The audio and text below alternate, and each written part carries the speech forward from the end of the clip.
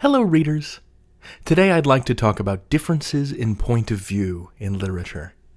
When we analyze the perspectives of storytellers, whether that's a point of view character, an omniscient narrator, or a narrator that attaches closely to multiple perspectives, we can understand the way that an author is controlling the flow of information.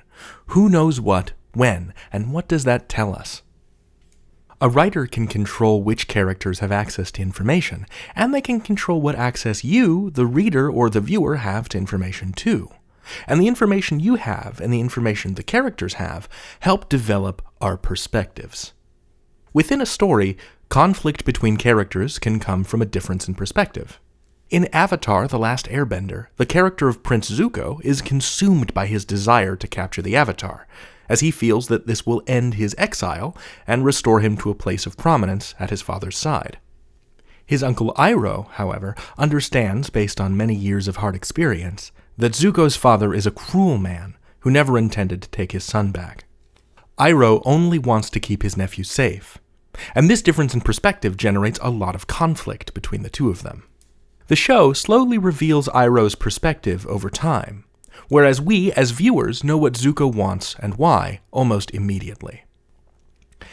In fiction, that kind of information asymmetry between the storyteller, the characters, and the audience leads to something called dramatic irony.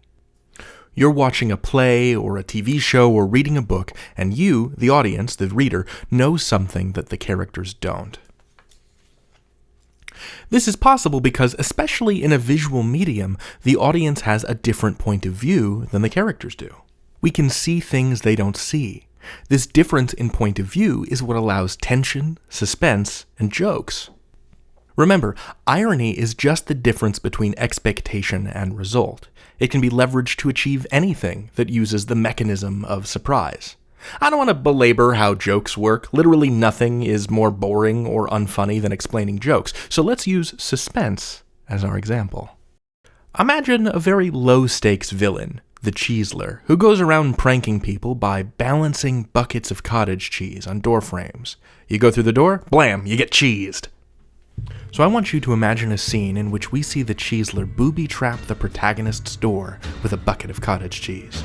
Nobody else in the story is around to witness this. After all, the Cheeseler stands alone. And now, we see our heroine, Tamika. She's walking down the hall with such confidence, blithely unaware of the cheesy threat that awaits her when she opens that door. We cut back to the cheese. It's still there. Oh no, Tamika! Do you see what I'm doing here? Do you see how this generates suspense? You, the viewer, know something the character doesn't know. The difference between her point of view and your point of view generates tension. This is something that writers do on purpose. This tension, this dramatic irony, draws us in because it's very satisfying to see it resolved. We know that there's that possibility of Tamika getting splatted with cottage cheese, but what if Tamika, at the last moment, kicks open the door, the cheese bucket drops, and Tamika catches it neatly? Whew, thank goodness. She saw that the door was slightly ajar and put it together. The tension is resolved as the gap closes between what Tamika knows and what we know.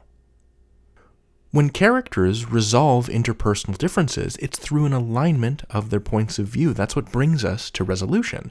The difference between 2 points of view can be reconciled, and that, too, is a way of relieving story tension. Now, I'd like to counsel you against making blanket statements about specific genres of work. Like, sure, a first-person story could limit the flow of information because we're perceiving a story through the senses of the point of view character. But in your analysis of that story, be sure to get specific. How does that specific character in that particular situation see events? Why does the author show us, the readers, information that that character doesn't get to see? Asking yourself questions about those differences in perspective between the narration and characters, between 2 or more characters, between the text and the reader, will make it easy for you to analyze the impact of those decisions that the author made. And now, I'm going to go walk my dog. I will see you all next time. You can learn anything. David out. All right.